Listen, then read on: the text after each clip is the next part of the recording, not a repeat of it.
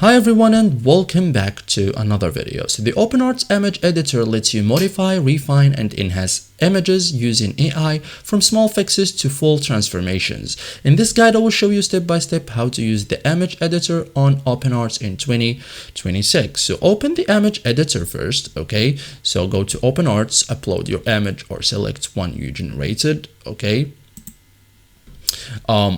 This is your working canvas, okay? So select the area to edit, use selection tools like brush, mask, choose face, background, object. So be precise, don't select too much, okay? Write your edit prompt, okay, here after you choose the picture.